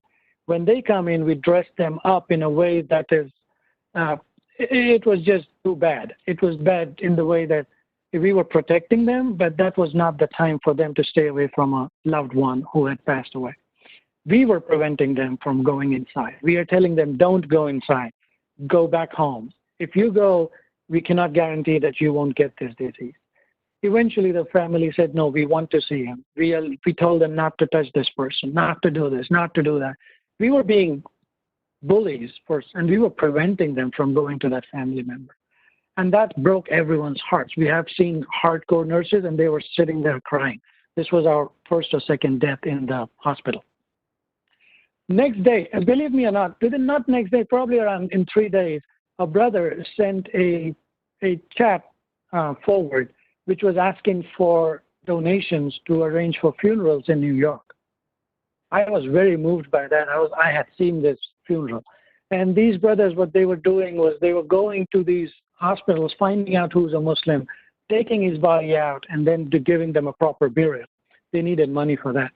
And for whatever reason, I just felt so sad. I felt very bad. And I donated a good amount for that. And I honestly, right now, even hospitals are laying off. You will be surprised, but yeah, hospitals are laying off. Nurses are being laid off because only people we are taking care of are COVID patients. So those nurses not taking care of COVID patients are being laid off. So anyways, I was scared that, yeah, sooner or later, probably my hospital will shut down and I will lose. But I still went ahead and gave the money because I just did not feel right that this person, a Muslim in New York, is going to be mass buried in some cemetery. No one's going to pray on him. So I gave that money. Within a week's time, my hospital announced a bonus. It was the same amount that I donated was given back to me as a bonus. And I could not but have tears in my eyes because Suleiman Hani's lecture last year, which I was doubting and questioning that, how is this that these people give money and they get it back? And that, I never seen that. I've never experienced that. Even though I did, it was, again, my short-sightedness that I'm saying I did not experience that. But this was the time when Allah subhanahu wa ta'ala clearly gave it to me back within a week's time. Within a week's time, I was like 0 in, 0 out. And yesterday, yesterday we had a lecture at the MCWS, and the speaker gave Imam Abdullah Wahid. He explained a Sahaba who gave a lot, and the Sahaba explained his stand as saying, I am just a channel. Something comes to me and it goes out to Allah's God. And I was so grateful to Allah subhanahu wa ta'ala for putting me in that position where I got the money and I gave it up. Nothing was taken away from me. Nothing was given to me, but it was for a cause and it went away. And inshallah, this year too, we will do the same what we did last year. In fact, we will do more than what we have been doing, even though we are in a very, very difficult position. And I really, really like this school. I love this school. My 2 daughters used to be in this school. One of them is now. The other one is doing HIFZ full-time, and she will join once she's finished with his. And my heartfelt support to the organization. My brothers in Texas, they have nothing to do with the organization. Absolutely nothing. All they ask is this a really good organization? Is this everything? Like, are they legit? And I'll be like, I wouldn't come to you if they're not legit. You know that, right? And they're like, okay, we'll do whatever we do. And then I'll be asking them, how much are you going to do? Give me a number. Give me a number. And they'll be like, we'll do whatever. Why are you bragging me about it and nagging me about it? And I'll be like, just want to know. And then for a weird way, I'll tell them how much I did. So I'm the youngest of them all. And all of them make more money than I do. So just to tell them, like, you got to do more than what I'm doing. And alhamdulillah, they have not disappointed me. And there's not a single year where they say, we don't have enough money to give you this time, Atiq, because they, of course, have their own communities to give to. They have their own massages. They have their own projects to give to. But they still believe in the cause that Shajara does. They look at Amani, my daughter. They look at Inaya, my daughter. And they keep asking the same thing. Oh, are these learning from Shajara? Yeah. How come they know this and I don't even know? And I've done so many classes. And I'm like, I don't know. But they know more than I do. And if they do correct me, like, you haven't said this, I quietly believe them. And I do it because I know they're learning from the best sources. They're learning from the authentic sources. They never question what they learn. So, alhamdulillah, I'll pass. I just wanted to share this, and it was an impromptu share. I'm not allowed so much time. Sulaiman Hani and other brothers were allowed these times. But I had to tell this because this connected with Sulaiman Hani's lecture last year, which I was doubting from my own hypocrisy. I was doubting it. But today I had to share this with you all to say, whatever you give, inshallah, subhanahu wa ta'ala will not take it away from you. It will be just an addition to what you give. The giving part is yours. It's a test for you. The sources and the barakah will be from Allah. The giving to say yes and to say yes, I will do it is from you. Jazakallah khair, Brother Atiq. MashaAllah, we cannot say enough for Brother Atiq and his family. As he mentioned, not only himself, his wife, his children, his brothers, their families, they are all involved with the school, and we appreciate everything that you're doing. Please continue to make dua for us. And again, like he said, I have also experienced this, that when you give, Allah subhanahu wa ta'ala not only returns it, but increases it and returns it to you. With that, I'm going to share something that our students made, because we tell them that if you are grateful, then Allah subhanahu wa ta'ala will increase you. And this is their video.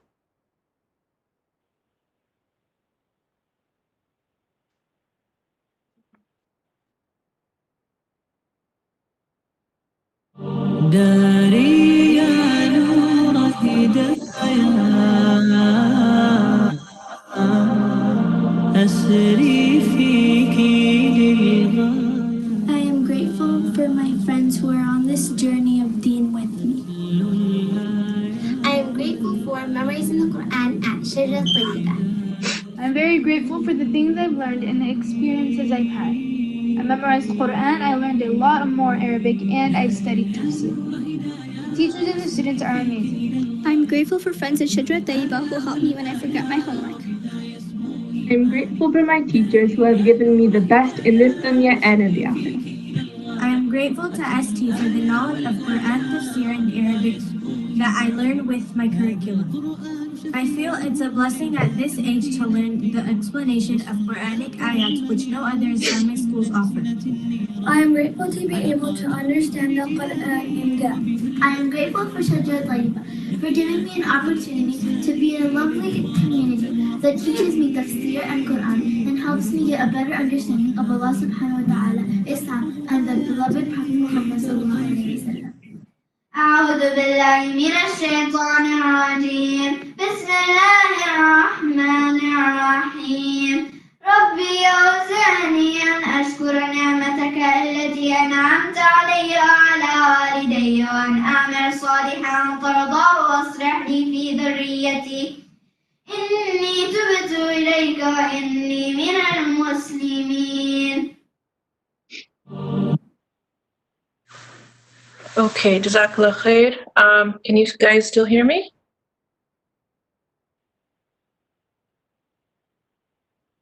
Yes. go Okay, ahead. so just very quickly, I wanted to share the finances. As you can see from our breakdown, we run a very lean operation. Alhamdulillah, we like it that way. Our expenses, the biggest bulk of it are the payroll expenses. But even that, keep in mind, this is for 19 members of staff. So really nobody's getting rich working at Shajra Tayyiba. Everything else is pretty lean. Our big budget item this year is for the scholarships, which we hope to double, inshallah. And the difference, as you can see, is for the 100,000, which is our goal for Ramadan. And keep on giving, inshallah. There are different ways you can give. Before I get to the parent testimonials, I just wanted to show you the slide that showed you how you can give online at shajaratayyiba.org/donate. You can Zelle payment, you can fill out a pledge form, and you can make a one-time donation or make monthly donations. And if you would like to give to the scholarship fund, please mark it on your checks or your donation memos, and we are Zakat eligible. Finally, I wanted to also play a parent testimonial that we received.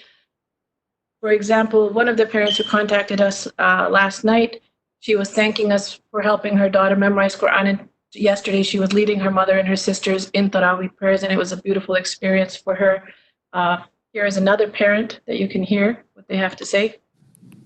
Alhamdulillah, our son has attended ST for his preschool and kindergarten years, and we're quite pleased overall. In particular, his relationship with the Quran has been nurtured in his preschool and kindergarten years. He's come a long way in terms of memorization, recitation, so no doubt ST has done a wonderful job with that. And as Sheikh Jangda also mentioned in his talk, we now have our graduates not only going on to the best high schools and being outstanding students there academically, they've also gone on to Islamic institutes for higher learning, such as Qalam Institute, where 3 of our graduates now are, and they're close to finishing their second year program. With that, inshallah, I will introduce Sheikh Ishaq, who is going to lead us in dua. Imam Ishaq is the Imam and Religious Director of the Islamic Community of As-Salam in Detroit and the Principal of Dar al-Wahi Institute. He is a graduate of University of Medina and has various ijazat in Quran. He's currently working on his PhD, but of course his best title is that he is the Quran Studies Director at Shajra Tayyiba, and he is a previous parent at Shajra Tayyiba. Sheikh, are you there? Yes, I'm here. Assalamu alaikum wa rahmatullahi wa barakatuh. Wa alaikum assalam wa rahmatullahi wa barakatuh. Imam Ishaq, we do not see your video. You prefer that? Oh, yes. Okay. We are very lucky to have Imam Ishaq, and we miss his tahajjud prayers. Yes, right. Inshallah, he will lead us in a beautiful dua today, as he does in tahajjud in the previous Ramadan. All of you, please join us for the dua. Alhamdulillah.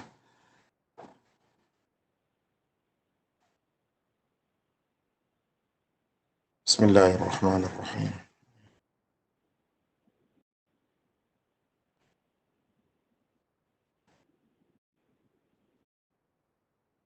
اللهم لك الحمد كله ولك الشكر كله إليك يرجع الأمر كله علانيته وسره إليك يرجع الحمد كما ينبغي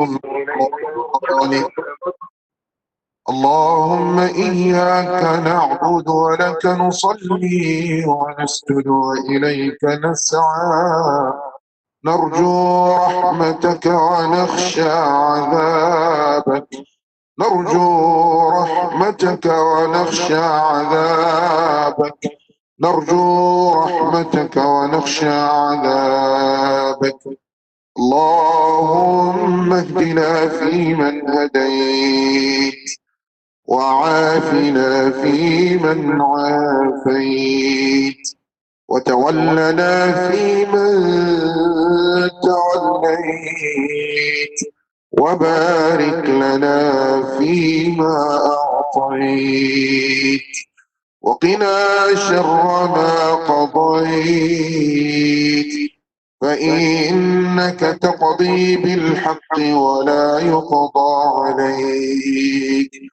فإنك تقضي بالحق ولا يقضى عليك إنه لا يذل من واليت ولا يعز من عاديت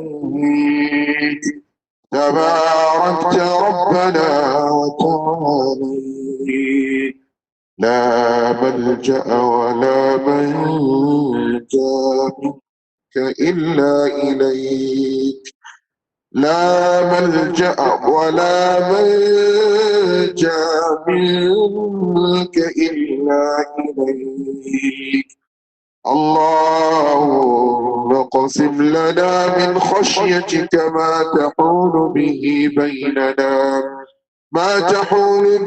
بيننا وبين معصيتك ومن طاعتك ما تبلغنا به جنتك ومن اليقين ما تهون به علينا مصائب الدنيا ومن اليقين ما تهون به علينا مصائب الدنيا ومتعنا اللهم بأسماعنا وأبصارنا وقواتنا ما أحييتنا واجعله الوارث منا واجعل ثأرنا على من ظلمنا وانصرنا على من عادانا ولا تجعل مصيبتنا في ديننا ولا تجعل مصيبتنا في ديننا ولا تجعل الدنيا أكبر همنا ولا مبلغ علمنا ولا إلى النار مصيرنا واجعل الجنة هي دارنا وقرارنا برحمتك يا أرحم الراحمين اللهم آت منفقا خلفا اللهم آت منفقا خلفا اللهم آت منفقا خلفا اللهم اغفر لنا ولآبائنا وأمهاتنا وأساتذتنا وجميع المسلمين والمسلمات الأحياء منهم والأموات يا حي يا قيوم يا ذا الجلال والإكرام اللهم توفنا مسلما وألحقنا بالصالحين اللهم أحسن عاقبتنا في الأمور كلها وأجرنا من خزي الدنيا وعذاب الآخرة وأجرنا من خزي الدنيا وعذاب الآخرة اللهم احفظ شجرة الطيبة يا رب العالمين اللهم سخرها لخدمة دينك اللهم سخرها لخدمة دينك اللهم إياك نعبد بهذه العبادة اللهم سخر هذا المعهد المبارك اللهم اجعلها شجرة طيبة مباركة يا أرحم الراحمين اللهم اجعلها نافعة يافعة مثمرة نافعة لأمة محمد صلى الله عليه وآله وصحبه وسلم اللهم آت نفوسنا تقواها وزكيها أنت خير من زكاها أنت وليها ومولاها اللهم هذا الدعاء ومنك الإجابة اللهم إنا نعوذ بك من الفتن ما ظهر منها وما بطن اللهم إنا نعوذ بك من البرص اللهم إنا نعوذ بك من البرص والجذام ومن سيء الأسقام يا أرحم الراحمين اللهم احفظ أمتنا من كل سوء ومكروه اللهم لا تدع لنا ذنبا إلا غفرته ولا هما إلا فرجته ولا دينا إلا قضيته ولا عسيرا إلا يسرته ولا مبتلا إلا عافيته ولا حاجة من حوائج الدنيا والآخرة هي لك رضا ولنا فيها صلاح إلا أعنتنا على قضائها برحمتك يا أرحم الراحمين اللهم هب لنا من أزواجنا وذرياتنا قرة أعين واجعلنا للمتقين إماما اللهم هب لنا ذرية طيبة إنك سميع الدعاء اللهم اعتق رقابنا ورقاب آبائنا وأمهاتنا من النار اللهم تقبل صيامنا وركوعنا وسجودنا وصلواتنا يا أرحم الراحمين يا ذا الجلال والإكرام اللهم صل على محمد وآل محمد كما صليت على إبراهيم وعلى آل إبراهيم وبارك على محمد وآل محمد كما باركت على إبراهيم وعلى آل إبراهيم في العالمين إنك حميد مجيد سبحان ربك رب العزة عما يصفون وسلام على المرسلين والحمد لله رب العالمين.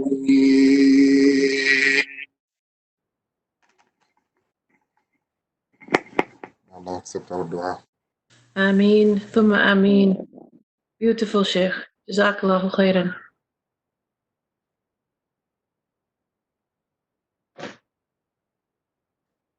Okay. With that, we're coming towards the end of our program. Nadia, you had some last thoughts before we play the last video?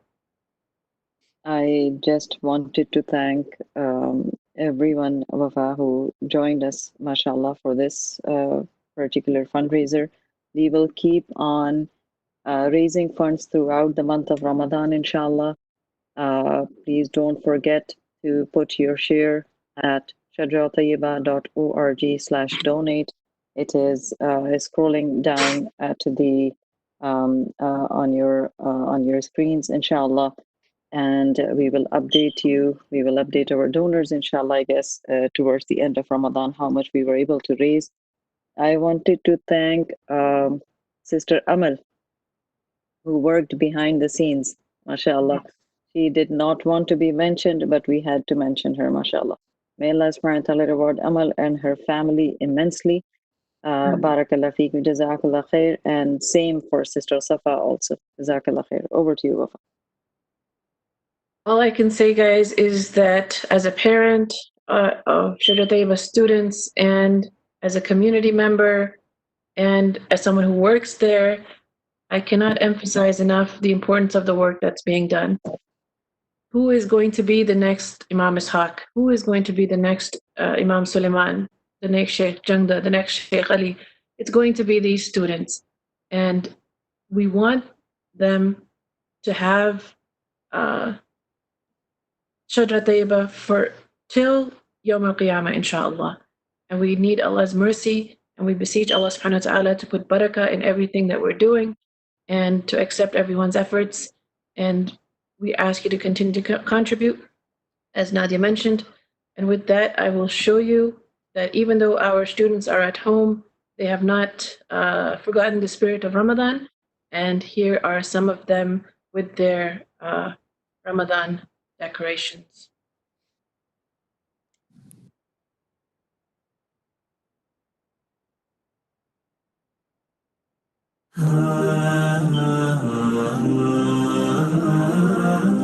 يا شهر الخير والرحمة دعني الشوق والإيمان بقربك هلت الدمعة فرح نورت يا رمضان يا شهر الخير والرحمة دعني الشوق والإيمان بقربك هلت الدمعة فرح نورت يا رمضان رمضان رمضان رمضان رمضان رمضان رمضان رمضان رمضان بشوف الأهل والأحباب ولين بطاعة الرحمن صيام وتفتح الأبواب بعتق خير للإنسان بشوف الأهل والأحباب ولين بطاعة الرحمن صيام وتفتح الأبواب بعتق خير للإنسان رمضان رمضان رمضان رمضان رمضان رمضان رمضان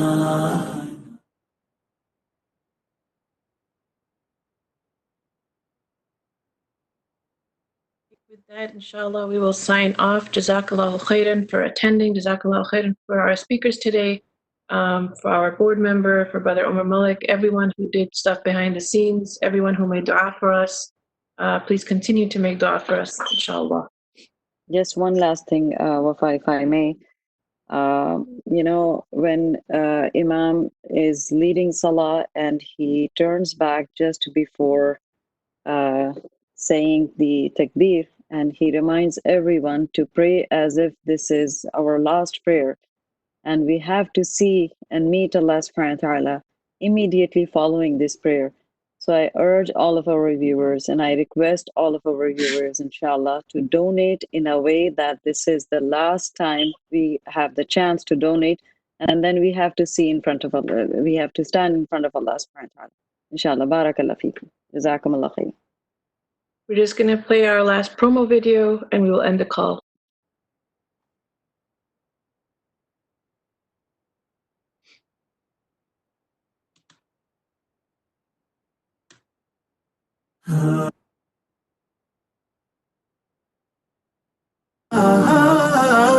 الله يبارك فيكم يا أحلى اثنين أحلى اثنين دايم ويجعلكم مثل رموش العين يا أحلى اثنين في كل لحظة تعيشوها أجمل فرحة بين قلبين في كل بسمة وكلمة فيها حب وفيها لين الله يهنيكم يا حلوين تممتوا نصف الدين وتعيشوا مجتمعين أحلى سنين عشق وحب وحنان فرحة ومسنى وأمان وسعادة واطمئنان طول الزمان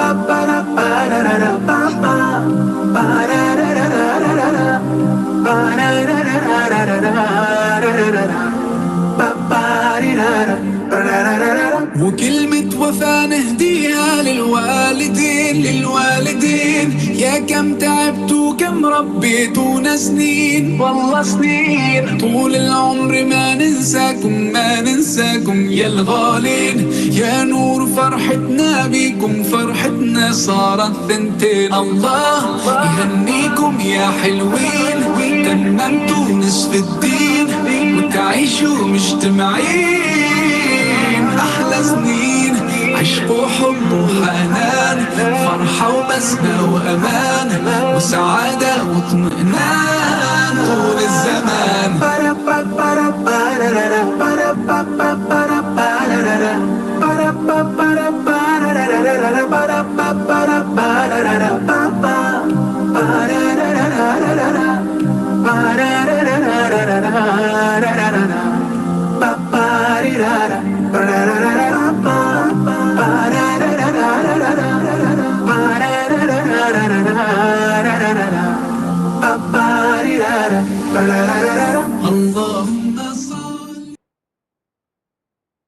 Okay, with that, once again, assalamu alaikum to all of our wonderful, wonderful students. We miss you all and we hope to see you all again very soon. Assalamu alaikum.